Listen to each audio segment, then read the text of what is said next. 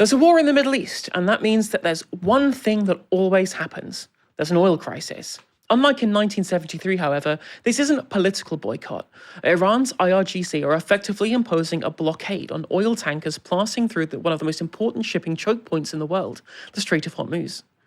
It's the only route between the Persian Gulf and the open ocean, and Iran have vowed not to let even a litre of oil through, and what they consider is any US or Israeli-aligned ship is going to be a legitimate target for attacks.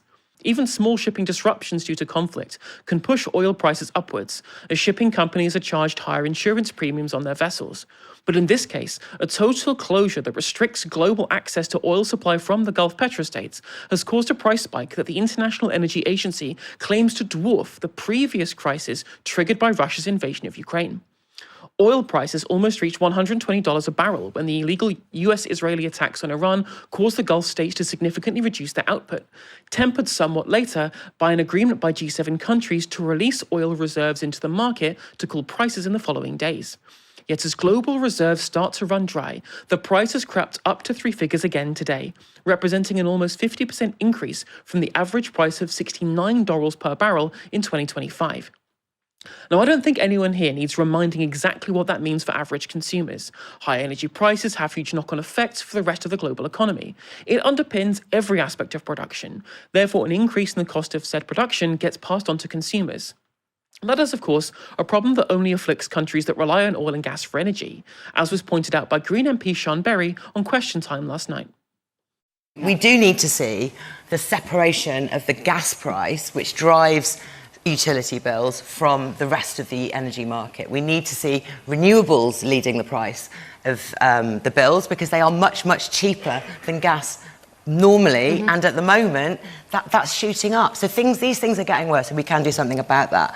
But we do need to see proper investment in getting us away from fossil fuels. The cost of investing in the things that we've been calling for decades is the cost of one of these shocks, and we've already seen two in the last few years, but they could have been avoided by more resilience. And this kind of looking to the future, looking to build a country where we've got good public services, where people aren't worrying about the day-to-day cost of living, is the kind of vision that people really need to hear. The positive campaign is why we won. My fantastic new colleague, Hannah Spencer MP, just round the corner, and that's the kind of vision we're going to keep talking about. We're going to keep pressing on practical things too, because we have got the right practical answers in the Green Party. We saw this dynamic reflected during the 2022 oil shock. France managed to cap their bill rises at 4%, due to both having a decarbonised grid that relies mostly on nuclear power, and by fully nationalising the remainder of EDF to put the state in charge of prices for utilities, rather than the big energy companies and international oil prices. The UK, however, does not have this luxury, as we still generated 28% of our electricity by gas power in 2025, and we still predominantly rely on liquefied natural gas to heat our homes. There's another thing that Berry pointed out there too.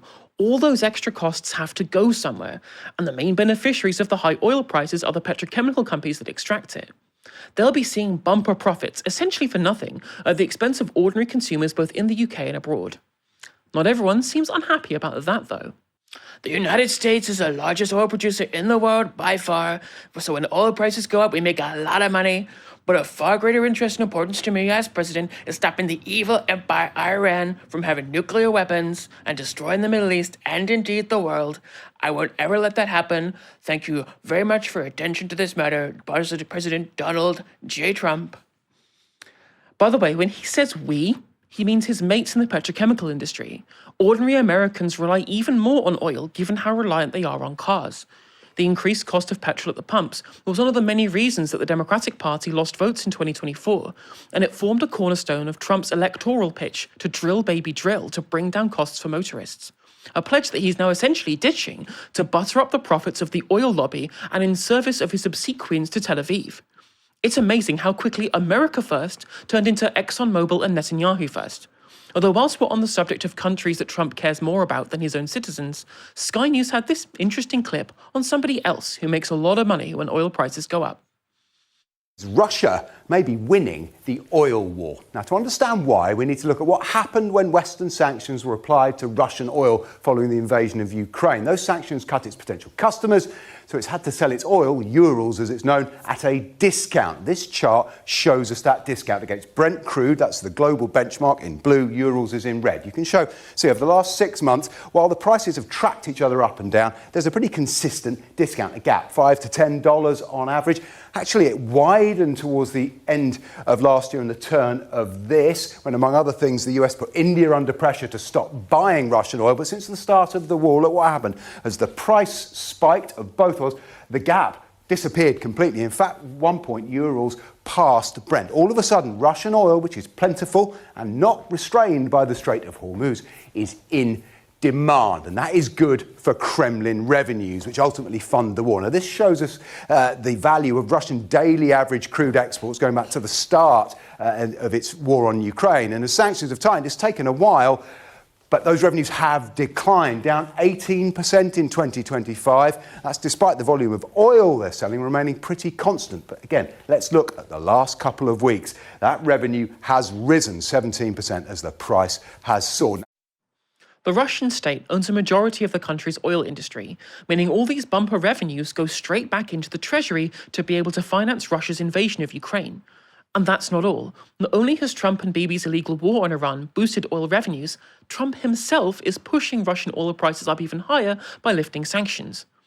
US Treasury Secretary Scott Bessent announced a 30-day sanctions waiver to stabilize international oil markets, and shows that despite the external claims that the administration are unbothered by the economic blowback of their illegal war, figures behind the scenes are worried about the impact of the oil shock on their electoral fortunes at the midterm elections in November. Although if there's one thing that can be learned from Russia, it's that sovereign ownership of natural resources is a key element of both geopolitical and economic security. If we compare ourselves to Norway, who have a majority stake in their oil industry too, unlike the UK that privatised it under Thatcher, Norway aren't even using their oil revenues to finance an illegal war of belligerents either. They've invested it into the biggest sovereign wealth fund in the world, and they've used the $1 trillion fund to finance green energy investment for the transition that Sean Berry was talking about earlier. Choices, choices. Curtis, this does seem like when we watched earlier, Pete Hegseth said, well, of course we took into account what was happening with the Strait of Hormuz. It looks like from their own actions that they had no calculation of what would happen in regards to the externalities of the war that they've created. And it's not only having impacts for consumers in countries like the UK and the United States, but it's going to have geopolitical ramifications as it allows Russia to intensify its invasion of Ukraine.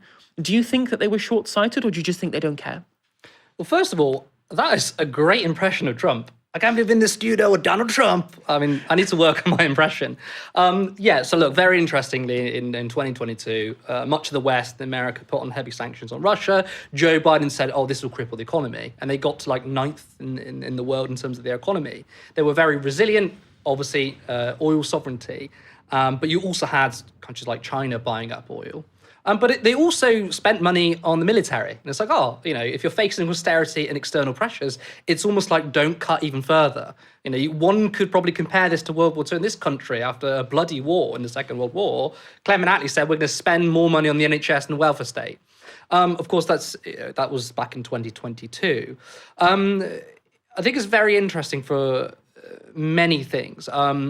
Look, first of all, it's very convenient, or at least it's a very good timing for Russia, given that the economy is slightly dipping, that now Trump has turned around and easing sanctions. But as I said earlier, I think America were absolutely short-sighted in how war creates warflation, right? It's going to do that. It's going to spike oil prices.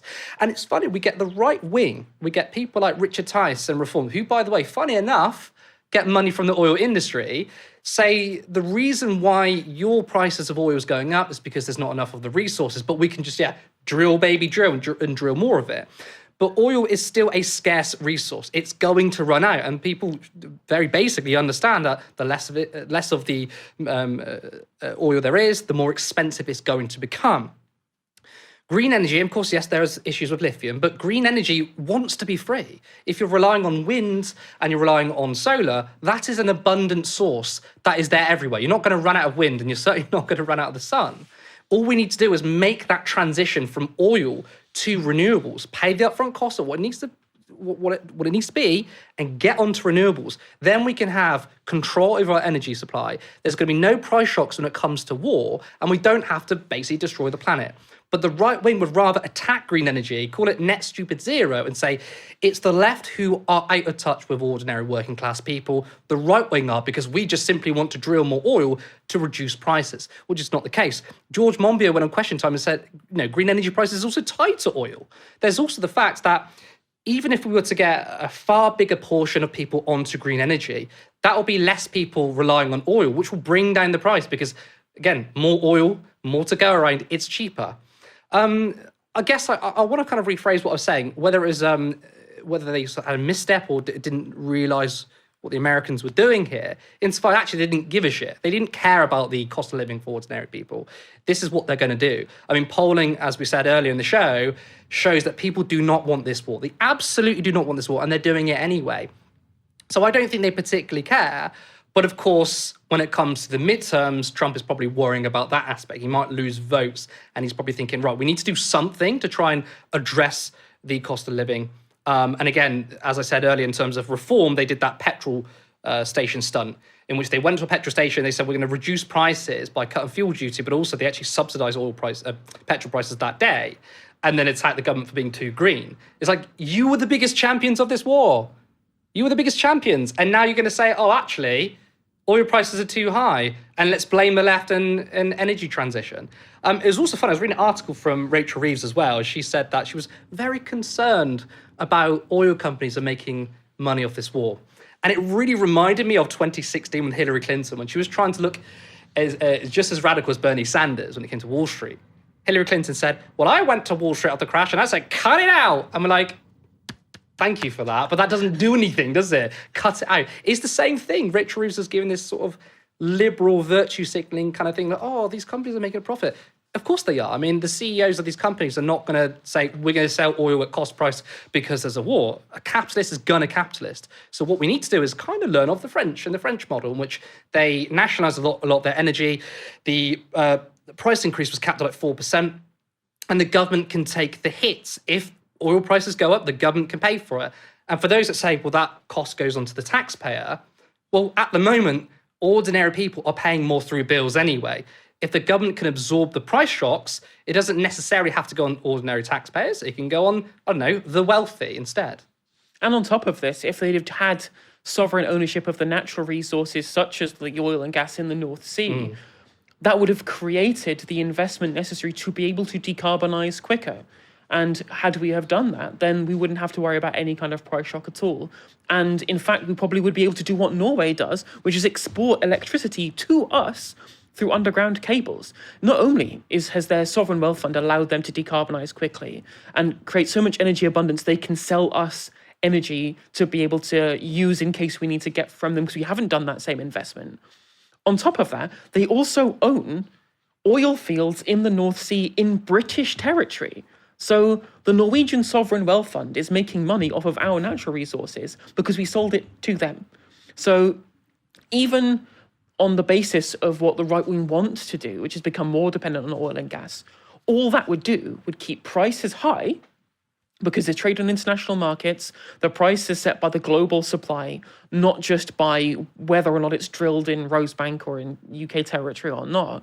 Whereas if it was nationalised, at the very least, we'd be able to get it at the cost of extraction rather than the globally traded price. But it's all deliberate as well, right? They're manufacturing scarcity, they're manufacturing higher prices because they want to keep people on dirty energy. I mean, back in the 40s, 50s and 60s, when energy companies were doing research, right, they found that clean energy was much better, but a lot of them patented it and then shelved it because they were worried it was going to hit their profits because, of course, transforming our energy systems to green energy is very bad for the oil industry. So we could nationalise, we could have sovereignty. Also, in terms of Norway owning our oil, it's the same with trains. We've privatised our trains, and then some European countries own part of our trains. It's crazy. It's very simple. You just need to nationalise oil.